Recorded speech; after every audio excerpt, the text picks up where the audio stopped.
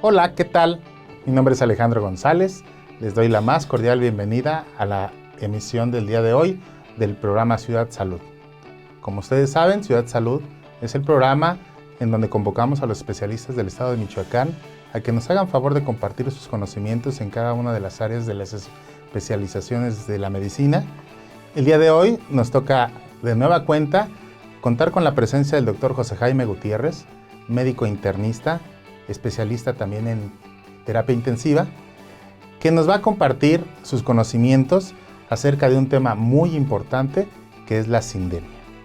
Doctor, bienvenido a esta nueva emisión. Muchas gracias por estar con nosotros. Compártenos otra vez tus experiencias acerca del tema de hoy, que es la sindemia. Gracias, doctor Alejandro. Gracias al auditorio de Ciudad Salud. Feliz día para todos. Bueno, la sindemia es un tema que poco se conoce actualmente y en los siguientes meses, años, pues bueno, va a tomar pues un conocimiento cada vez más importante. La sindemia es los eventos económicos y sociales que ocurren en la sociedad y que impactan directamente sobre los aspectos biológicos de la persona y de una sociedad. Fíjate qué importante el hecho de hablar de cuestiones económicas, de cuestiones sociales.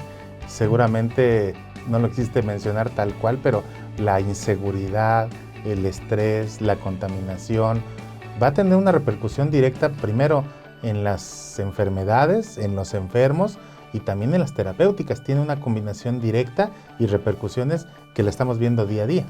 Sí, pues bueno, como tú lo acabas de comentar, todos estos aspectos de la migración, la marginación, la desigualdad social, la pobreza, el desempleo, el estrés laboral, la violencia intrafamiliar, la violencia en general, el bullying, por ejemplo, que ocurre en los niños, en los adolescentes, repercute directamente sobre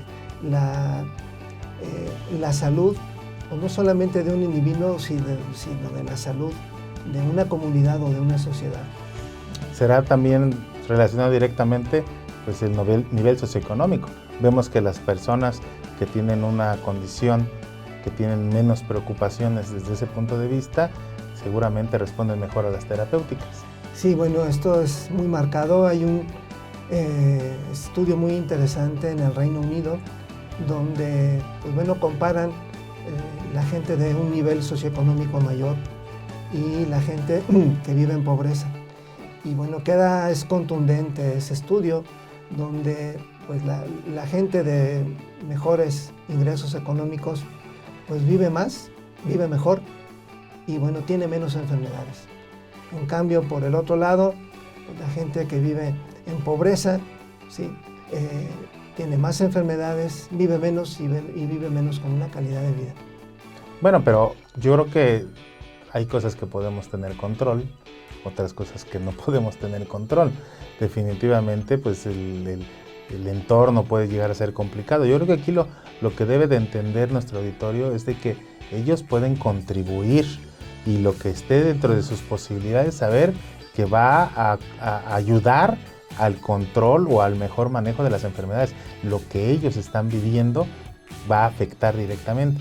Ya como dices, la política y todo, pues no podemos hacer realmente mucho, pero es a partir de lo individual hacia lo general, ¿verdad? Sí.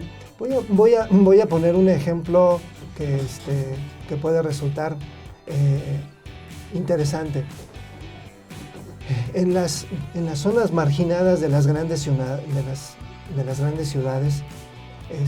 pues existen las tiendas de la esquina, ¿sí? Y bueno, pues la industria alimentaria es tan poderosa, tiene tanto poder, que es algo que no se ve. Pero es tanto la influencia y el poder que tienen que, pues bueno, han hecho que las bebidas gaseosas a veces tengan un precio mucho más accesible que, pues bueno, que alimentos como frutas, verduras, como leche, este acceso tan fácil a estas bebidas, al producto chatarro, a los alimentos chatarra, pues bueno, va a provocar desórdenes en la salud de una persona, ¿no? Incrementando pues el consumo exagerado de grasas, el consumo exagerado de carbohidratos, que esos van a llevar a sobrepeso, obesidad y pues bueno, diabetes, hipertensión en el futuro. Esto que parece tan sencillo es algo que tiene un poder muy importante del poder que tiene la industria alimentaria a nivel mundial. Fíjate lo que estás diciendo, que ya en la práctica diaria es más caro comer saludable, comer algo conveniente, que comer lo que dices, que está en la esquina. Difícilmente podemos acudir a un lugar en el que no haya bebidas edulcoradas artificialmente, gasificadas, que no haya la fritura, que no haya nada. Y sí, a tener acceso a una tienda que venda frutas o verduras, y además es bastante costoso, la diferencia es sustancial.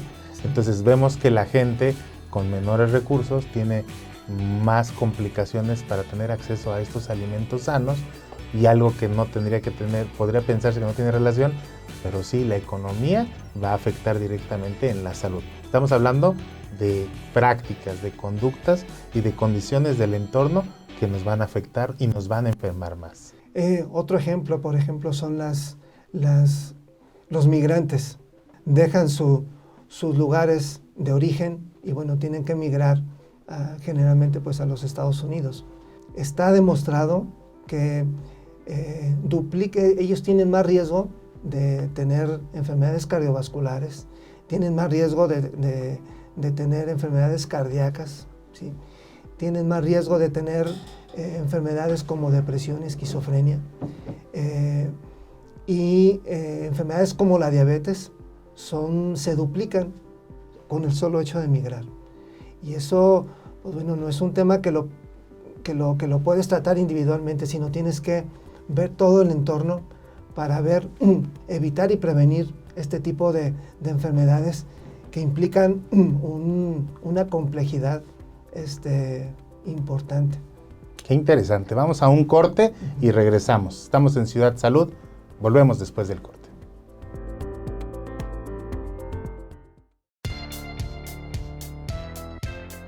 Muy bien, pues estamos de regreso el día de hoy con nuestro invitado de honor, el doctor Jaime Gutiérrez. Recordemos que él es médico internista con especialidad en terapia intensiva y nos está hablando de algo que es muy importante, es cotidiano, el hecho de que nuestros compatriotas que por diferentes situaciones familiares, sociales, pues se vieron en la necesidad de emigrar a otra parte, particularmente el estado de Michoacán. Hay muchísima gente que se encuentra en Estados Unidos y el doctor nos está mencionando que tienen el doble de probabilidades de adquirir enfermedades crónico-degenerativas, cardiopatías, complicaciones de obesidad. Inclusive no es coincidencia entonces que el estado de Texas sea el de mayor índice de obesidad y está lleno de migrantes mexicanos también. Sí, el tema de los migrantes, pues yo creo que requiere un apartado especial dentro de la salud colectiva o de la salud social. Pues los migrantes es una población que dejan su lugar de origen, que dejan a su familia y que pues bueno llegan a un lugar, muchas veces cuando llegan por primera vez, a un lugar donde pues, no hay que comer, ¿sí?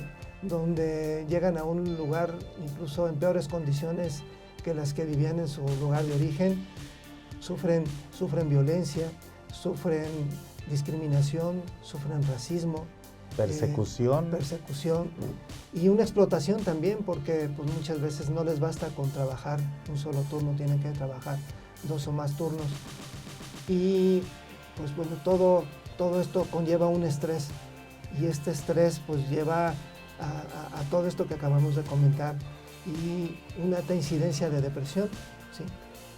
Toda esta descarga emocional hace pues, que sea mucho más vulnerable, que sea mucho más fácil para enfermedades de la diabetes, ¿no?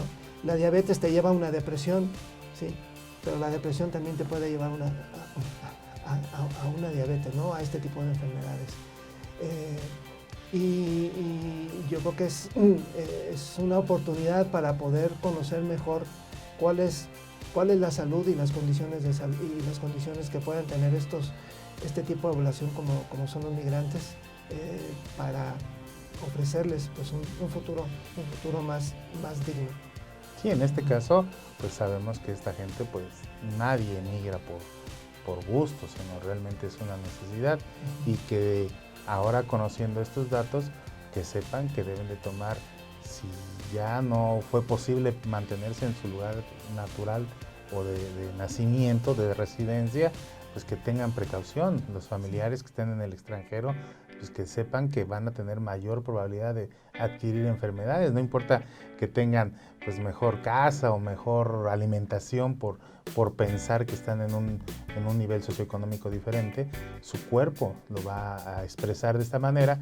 Como dices, el estrés, las preocupaciones, el cambio de dieta, cambio de horario, cambio de latitud, va a generar un problema. Pero pues no siempre se necesita emigrar.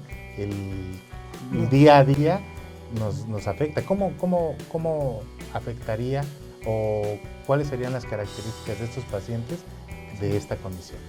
Sí, mira, por ejemplo, te menciono durante la Segunda Guerra Mundial, ¿sí? Las gentes que estuvieron en los campos de concentración, todos generalmente judíos, bueno, los nietos ahora la generación actual, los nietos ahora de esas personas han sido estudiados y muchos de ellos pues bueno tienen trastornos emocionales, trastornos psiquiátricos originados por las condiciones, en este caso lo que es una guerra, ¿no? Sí. Ahora las naciones industrializadas ahora también tienen una responsabilidad muy importante por la guerra en Siria. Las gentes, los niños que están sufriendo ahora, pues seguramente en el futuro van a tener este tipo de alteraciones, de enfermedades, y que pues habrá que actuar para pues que tengan una mejor calidad de vida. Hablaste hace un momento de algo que me llama mucho la atención, y es la situación de la depresión, ¿sí? En la cuestión de la medicina laboral es la primera causa de que la gente se ausente al trabajo. ¿Cómo afecta en esta condición la depresión? Algo tan común, ¿cómo nos está afectando en nuestra salud? Pues bueno, para el año, en 2 años, la depresión va a ser la enfermedad más importante en México. Y nos estamos quedando cruzados de brazos, ¿sí? Es algo que lo estamos viendo pasar y que no actuamos. Yo creo que como responsables de un área de salud, pues debemos de levantar la voz, empezar a conocer mejor la enfermedad, a trabajar en conjunto. En la comunidad médica necesitamos trabajar en conjunto, de forma individual no puedes. Los colegios médicos, en conjunto con las autoridades de salud, es un problema que hay que enfrentar por la depresión, ¿no? Que va a causar ausentismo laboral, que puede causar suicidios, que puede causar enfermedades como ya les hemos comentado, como enfermedades como el cáncer también, que puede originar la propia depresión. Fíjate, depresión apareció como un foco rojo a partir de que la gente presentaba ausentismo en el trabajo. O sea, era cuando evidentemente la persona no tenía esta capacidad de ejercer sus actividades en el trabajo. Pero ¿cuánta gente no nos topamos en la consulta que, aunque sigue acudiendo a trabajar, su depresión se ve reflejada y además es contagiosa? Porque la gente que está a su alrededor sufre con esta depresión, ¿verdad? Sí, pues no solamente sufre él, ¿no? Sufre su entorno, sufre su familia, el cónyuge, los hijos, y esto pues bueno va arrastrando, porque no va sola. Esto va arrastrando y también conlleva pues, la depresión a adicciones como el tabaquismo, como el alcoholismo, como la adicción a drogas, y son problemas muy complejos en los cuales, vuelvo a insistir, hay una alarma roja, y alzo una voz para que dentro de la comunidad médica podamos trabajar en conjunto con las autoridades de salud y tratar esta grave enfermedad. Fíjense que necesitamos hacer un llamado a todos los colegios, a todas las asociaciones, empezar con el conocimiento de lo que nos menciona nuestro especialista, que debe de tratarse la depresión. Como menciona nuestro panelista, en 2 años será la enfermedad de más recurrencia, de más complicaciones que nos va a generar a nivel social. Entonces, vamos a profundizar más del tema, vamos a un corte y regresamos con nuestro especialista del día de hoy.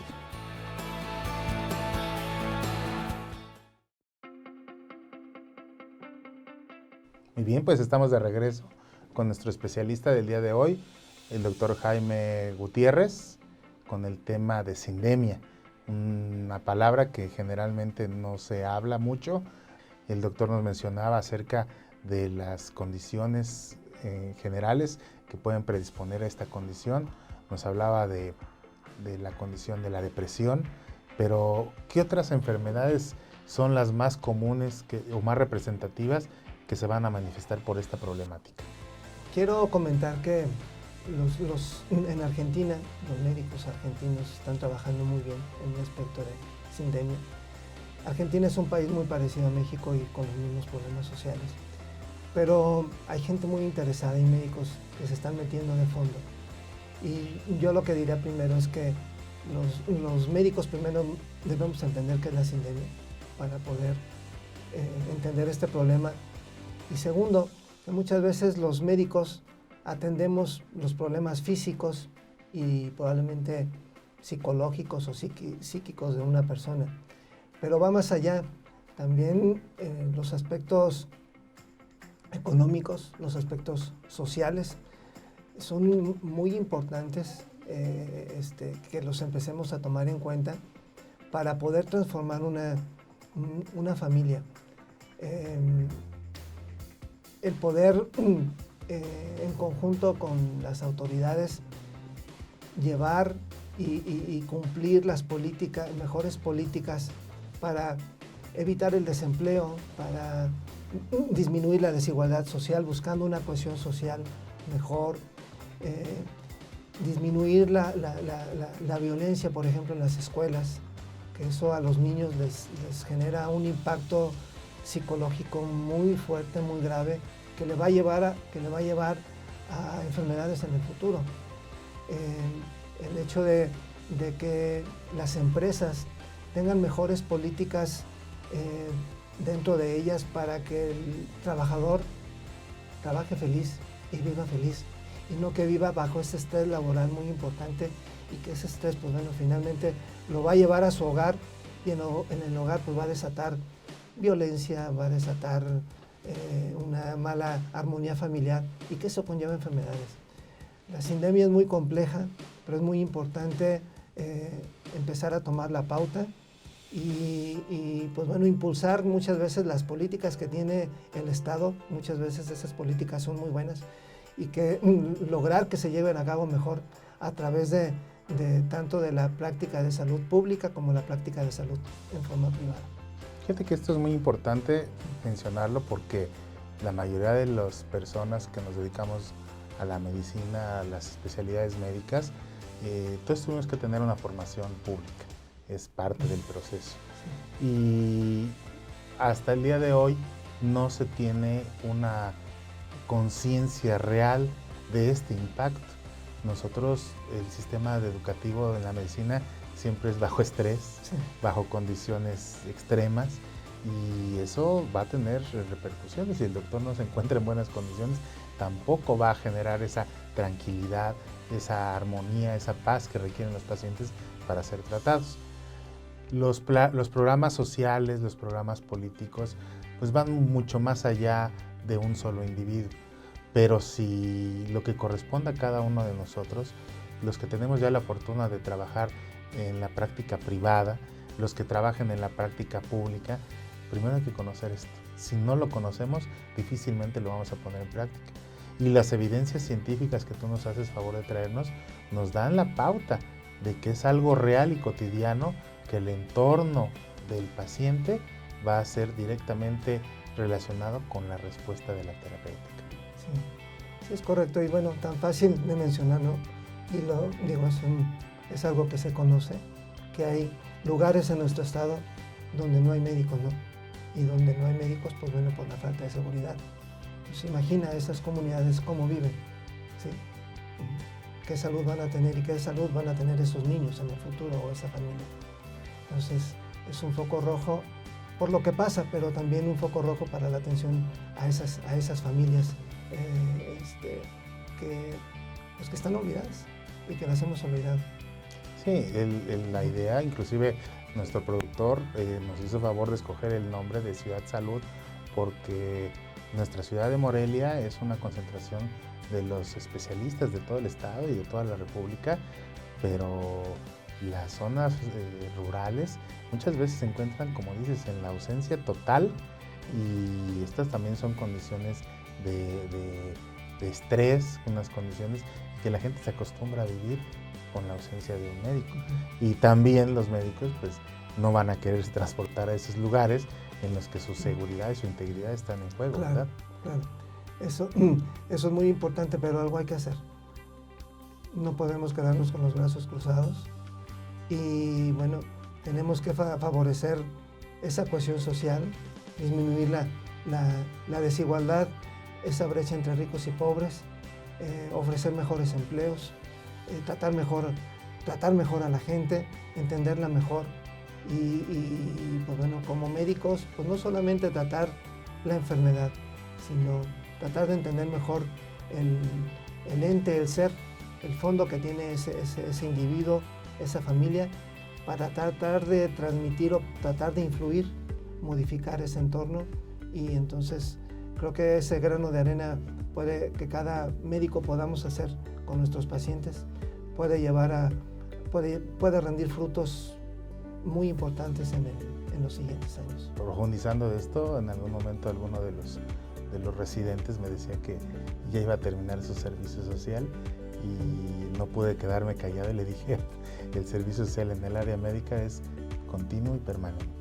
Entre más tengamos esta conciencia y la podamos transmitir a las nuevas generaciones en las que tenemos que contribuir más. Somos muy afortunados al tener esta profesión, estar en esta carrera, pero que también sepamos que es una responsabilidad de manera integral. Sí. Quisiera que les dieras un mensaje a todo nuestro auditorio para despedirte y agradecerte una vez más tu participación en Ciudad Salud. Sí, yo creo que el mensaje más importante es el dejar el egoísmo y como individuos pues pensar en los seres que nos rodean, pues pensar en nuestros hijos, ¿sí? En qué futuro les vamos a dejar a ellos. Y si pensamos en eso y pensamos en ofrecerles un futuro mejor, una calidad de vida mejor, seguramente esa actitud va a cambiar y puede generar una mejor convivencia, salud y felicidad. Pues una vez más, muchísimas gracias, doctor. Es un mensaje que esperemos que le llegue a todo el auditorio y a toda la comunidad médica que tanta falta nos hace. Quiero despedirte, agradecerte e invitar a todo el auditorio que no se vaya. Vamos al corte y regresamos con nuestro siguiente invitado. Jaime, muchas gracias. Sí, gracias.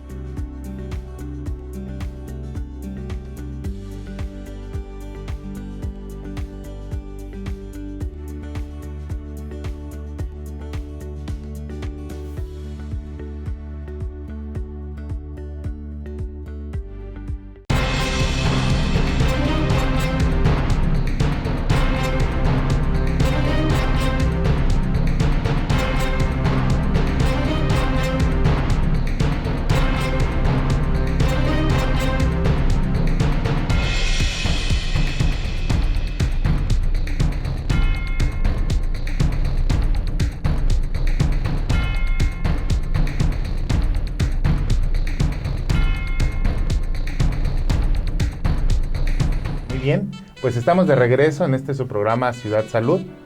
Recordemos que este programa tiene como propósito acercar a todos los especialistas del área médica y el día de hoy me complace recibir a nuestro especialista en urología, vías urinarias y especialista en trasplante, el doctor Víctor González Tejeda, con el tema de litiasis urinaria.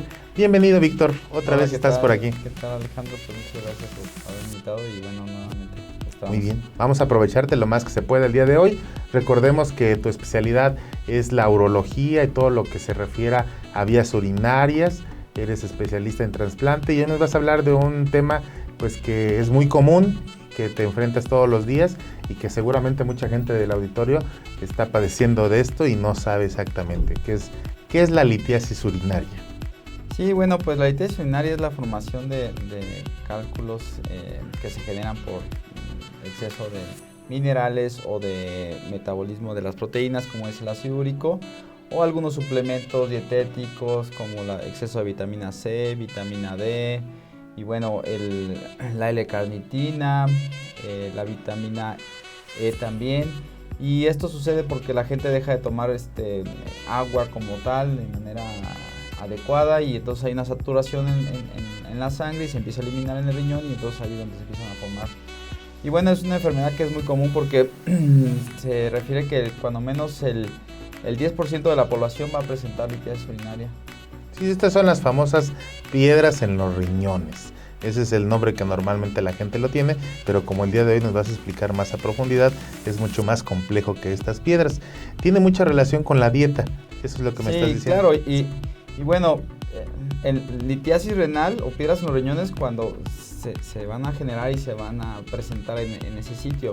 Pero bueno, está todo el trayecto de la vía urinaria, el uretero, la vejiga, y entonces donde se aloje van a dar ciertas manifestaciones. Y claro que está en relación pues con una dieta que está rica a veces en cosas fortificadas en calcio. Es lo común, ¿no? Que la gente va y compra su leche fortificada en calcio. Pero no nada más es eso, es también tomar agua pura, pues porque eso va a hacer que el exceso de los minerales y de las sustancias que provocan la litiasis pues van a poder salir. Fíjate qué importante, porque todos estamos en esta tendencia de las cosas enriquecidas, los mejores alimentos. Hablabas de también el exceso de ingerir vitaminas de manera externa, en el sentido de que no vengan incluidos en los alimentos. Todos estos complementos alimenticios van a generar un exceso en los niveles y van a favorecer la formación de estas piedras. Sí, habitualmente la litiasis hace una década era más que nada ocasionada en gente mayor de 40 años, se veía los cuadros de dolor renal. Pero bueno, con los cambios en la alimentación y a veces también el aparente fitness, ¿no?, que la gente quiere tener, pero no hacerlo de manera adecuada, hace que a una edad menor sea también común esto. Tan así que en los niños se pueden presentar también piedras por exceso de algunos vitaminas y minerales que la gente le quiere dar a sus niños para que pueda aparentemente desarrollarse más rápido, ¿no? El exceso de algunos vegetales, por ejemplo, muy verdes como las espinacas, están ricos en fosfato de calcio, y eso va a generar piedras en los menores de 20 años, el fosfato de calcio. Y las piedras que se generan casi siempre en la mayoría de la gente mayor de 20 años pues son las de oxalato de calcio.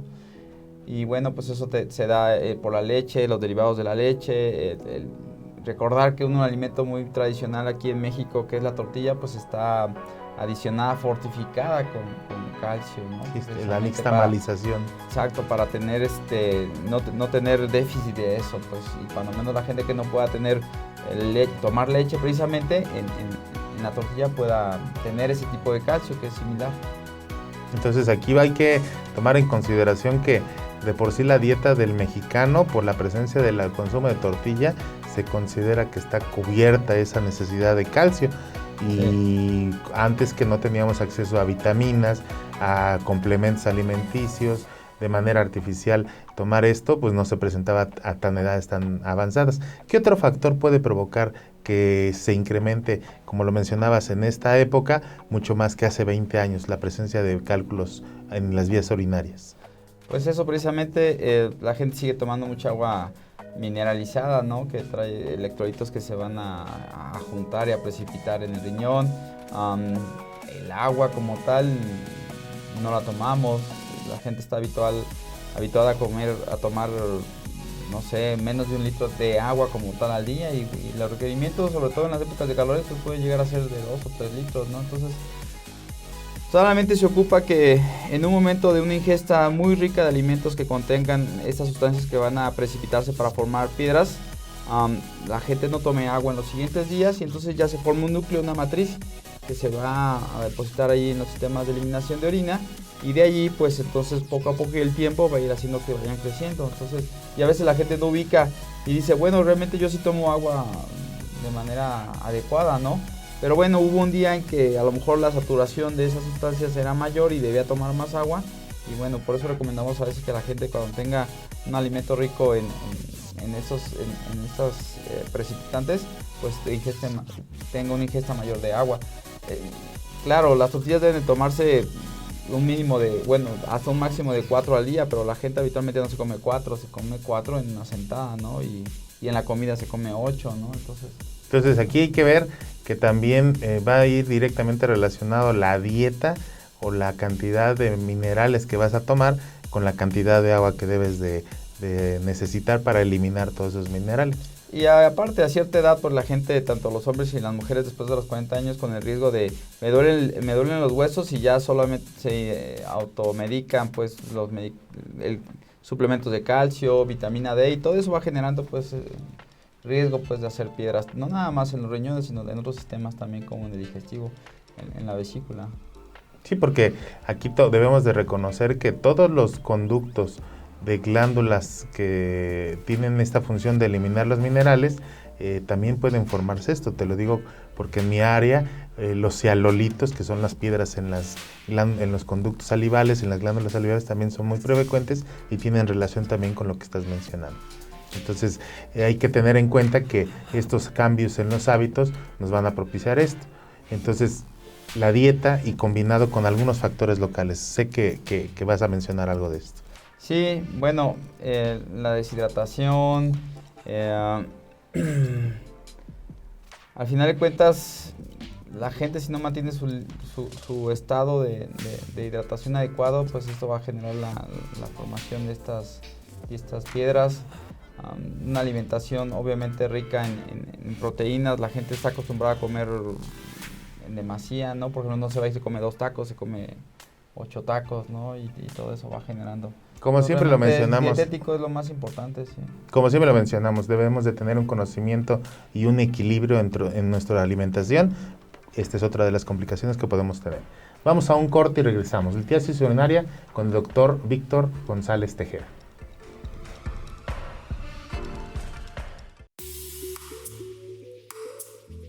Estamos de regreso en su programa Ciudad Salud con el invitado, el doctor Víctor González Tejeda, y estamos hablando de litiasis urinaria.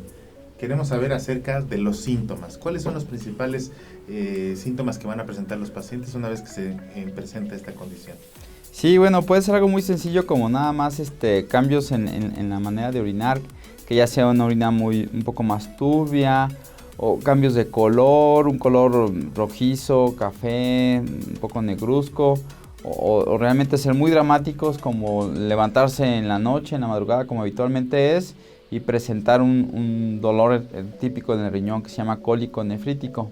Y entonces ese dolor se va a dar porque la piedra, al formarse en el riñón en este caso, y soltarse, baja por donde son los sistemas de eliminación, y en el uretero habitualmente se estaciona, se queda atorada porque es un conducto pequeño de 2 a 5 milímetros de diámetro.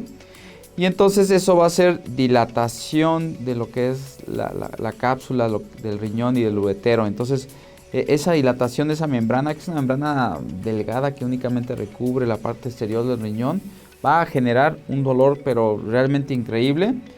Y por la zona en donde se encuentran, ese dolor puede tener relación, no estar aparentemente relacionado con riñón nada más. Hay que ver que el sistema nervioso de los órganos internos no es así propioceptivo como es el de la piel. Propioceptivo quiere decir que aunque tú cierres tus ojos, si te pican o te pinchan o te tocan, tú vas a saber qué parte de tu cuerpo es, no lo estés viendo. Pero en estos órganos no, se comparte la inervación con otras zonas. Entonces la inervación que va al riñón se comparte con parte de las áreas de otros órganos que están en esa zona. De ahí que si es el lado derecho y en la parte alta, pues te puede dar náusea, vómito, se te puede paralizar el intestino, te puede dar diarrea. Si está un poco más abajo, sobre todo del lado derecho, puede simular un cuadro de apendicitis. O sea, realmente los cuadros son variados. Si está ya hacia la vejiga o para salir, te puede dar dolor de genitales, tanto en hombres como en mujeres. el dolor se te puede irradiar hacia la pierna o puede empezar en la parte de abajo del pubis y subirse a lo que es la parte posterior. Entonces todos estos cuadros pueden ser muy así globales y a veces inespecíficos y la gente puede pensar que tenga otra cosa. Pero a veces pueden ser también muy sencillos y simples, como simplemente tener ardor para orinar o tener cuadros de repetición de infección de vías urinarias. Por ejemplo, a veces la gente llega, me mandaron porque tengo 3 veces en el año he tenido infección de la orina y yo tomo mucha agua y no me aguanto las ganas y no tengo diabetes y cosas así. Y entonces sabemos que algo está haciendo que persista esta infección. Y entonces hacemos los estudios y entonces vemos que tienen una piedra. Entonces las piedras también pueden hacerse más grandes cuando son por infección de vías urinarias. Y habitualmente en las mujeres así sucede. Empiezan a tener infecciones y se empiezan a hacer unas piedras de un material especial que se llama estrubita. Y entonces esas son secundarias a la producción de las bacterias. Y entonces también puede ser así. Realmente el cuadro a veces la gente espera que sea realmente el dolor típico que lo va a llevar a urgencias de un hospital a una hora inadecuada, pero puede ser también algo muy leve. Hay que recordar una cosa, a veces la gente dice 20 años y orinó con sangre y se le quita y ya no pasa nada. No, bueno, es que a los 20 años no debes orinar sangre. Sencillo, ¿no? Y no tienes que tener recurrencia en las infecciones y eso hace que realmente investiguemos un poco más por qué sucedió.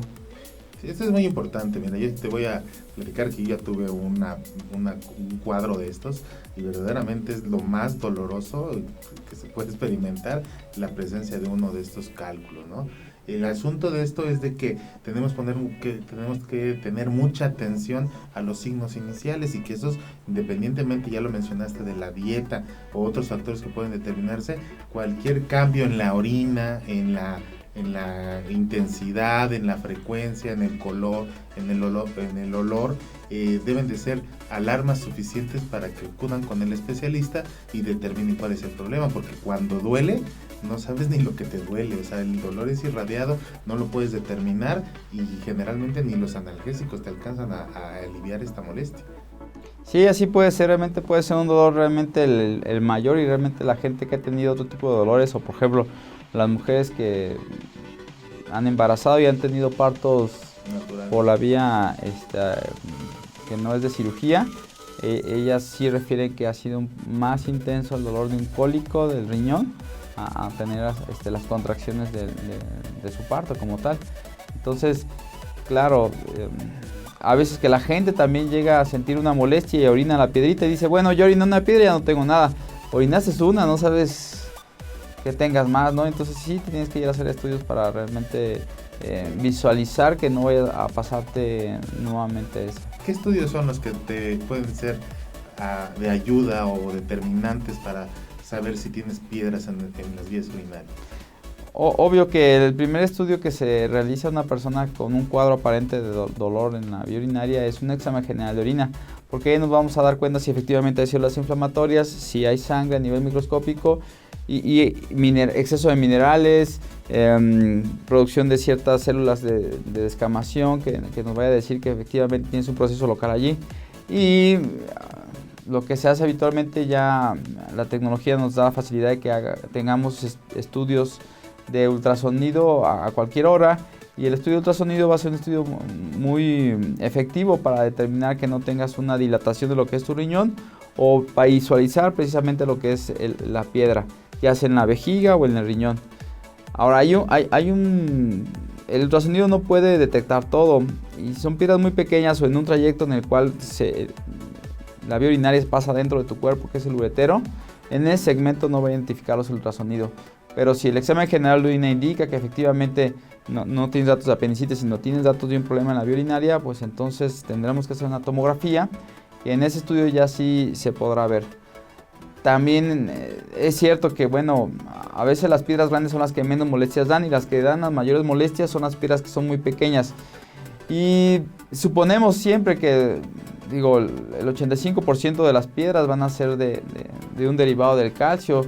Y eso va a hacer que en el ultrasonido, en la tomografía, se vaya a ver como tal la piedra, porque el calcio se ve blanco en la tomografía y eso es como el hueso, ¿no? Entonces, si ves una zona así en un área donde no hay hueso, pues bueno, es una piedra, ¿no? Pero cuando es de ácido úrico, que es un material que es derivado de las proteínas, pues tenemos un problema porque no se va a ver como tal en la tomografía, no se va a ver blanco, se va a ver de la misma densidad del músculo que está alrededor. Y entonces si es una piedra de ácido úrica que no sea grande, las piedras de ácido úrico habitualmente no son ovoideas y no sellan lo que es el conducto, simplemente son espiculadas y entonces pueden ir rompiendo, son las que van a dar mayores sintomatologías y puede que no se detecten como tal en el estudio simple de tomografía y se tenga que hacer un estudio contrastado. Muy bien, pues vamos a un corte, regresamos, estamos hablando de litiasis urinaria y continuamos con el tratamiento. No se vaya.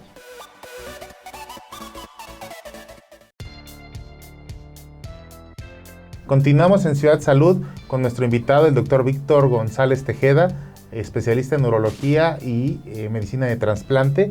El día de hoy estamos hablando de litiasis urinaria, un tema que es continuamente solicitado el tratamiento por parte del doctor y que se va a caracterizar por dolores, desde dolores intensos a pequeños signos y síntomas en la orina. Ya platicamos de la etiología, cuáles son los factores predisponentes, la dieta, ciertos suplementos alimenticios, ya hablamos de dónde se puede localizar, cuál es la sintomatología y creo que lo que más nos interesa en este momento ya es el tratamiento. ¿Cómo se trata este tipo de condición? Obvio, el tratamiento va a depender del tipo de la piedra donde se encuentre, porque bueno, a veces como te decía, las piedras cuando son muy grandes no van a tapar por completo el sistema urinario, son un poco más porosas y pueden permanecer mucho tiempo, ¿no? Entonces hemos tenido gente que tiene piedras en la vejiga del tamaño de una pelota de béisbol, ¿no? Entonces puede ser necesario tener que hacer una cirugía abierta para extraerla por completo o la podemos fragmentar con litotripsia con láser. La mayoría de las piedras que tienen el dolor como tal en el riñón y que van a ser secundarias a una piedra en el uretero, en ese momento lo que hacemos es valorar si es una piedra grande, si está tapado o no el riñón. Si está tapado como tal, pues tenemos que destaparlo y en ese momento, aunque nosotros le quitemos el dolor a la gente, pues se tendrá que hacer una cirugía que habitualmente es endoscópica y entonces con una camarita de tamaño realmente microscópico entramos por la vía urinaria, por donde se hace de la orina, vejiga y uretero y por medio del láser hacemos la fragmentación de la piedra como tal hasta que quede polvo y bueno, sale. Ahora, si está dentro del riñón, a veces se tienen que hacer cirugías un poco más invasivas y entonces podemos realizar punciones al riñón guiado por rayos X donde lleguemos de la piel directamente a la piedra y por allí pesemos también el equipo de litotripsia y hagamos fragmentación de la piedra. Entonces puede ser algo que sea cirugía endoscópica no tan complicada o realmente sea una cirugía muy compleja porque a veces todos los sistemas de eliminación de riñón tienen una forma de lo que se llama asta de venado y a veces llegan a haber piedras que se traen toda esa asta de venado. Entonces imaginémonos cómo se vería, pues sería una piedra muy, muy compleja, ¿no? Y realmente no podría ser en una cirugía, tendría que ser en múltiples cirugías porque estamos hablando de instrumental muy pequeño, muy fino, milimétrico, que la fibra más o menos mide menos de 1 milímetro, o sea, es delgadita así como el cabello. Y entonces en una piedra de mucha masa, pues la fragmentación es muy, muy despacio. Entonces lo que sí es que, bueno, los riñones nos dan una calidad de vida, nos permiten no tener enfermedades, no tener descontrol hormonal, no tener anemia. Y entonces eso hace que realmente debamos de tener esos riñones limpios para poder tener una larga vida, ¿no? Sí, aquí el riñón, pues, además de filtrar la orina y que es lo que normalmente conocemos, tiene múltiples funciones a nivel endocrinológico, todos los niveles están regulados por este órgano y a fin de cuentas una obstrucción mecánica como lo es una piedra, pues va a generar un descontrol. Es tan sabia la naturaleza y tan poderoso el cuerpo humano que va a buscar compensar esto y esto va a generar que se convierta en algo crónico. Entonces no nada más es la obstrucción, sino también esta falta de salida de todos esos componentes del metabolismo también va a producir daños a nivel sistémico. Sí, no, y de hecho llega a haber gente que tiene las piedras, por así decirlo, no obstructivas, pequeñas y que le demos tratamiento y realmente si son menos de 5 milímetros pueden llegar a tener una posibilidad de poder orinarlas. Claro, lo importante es que la gente no tenga tanta sintomatología y que, bueno, permita que el medicamento funcione, ¿no? Porque también estos medicamentos pueden tener efectos secundarios como bajar la presión, tener a la gente cansada todo el día, gastritis, y bueno, si se asocia a las molestias que ya tiene, pues puede ser que realmente no le permita tomar la medicina y entonces pues, no pueda tener la posibilidad de orinarla. Hay que recordar que a veces la gente quiere empezar a tomar pues muchos remedios, ¿no? Y está bien, pero si tú tienes el riñón como tal obstruido completamente, pues realmente todo lo que te tomes de remedios no va a pasar por ese riñón, sino va a pasar por el otro riñón.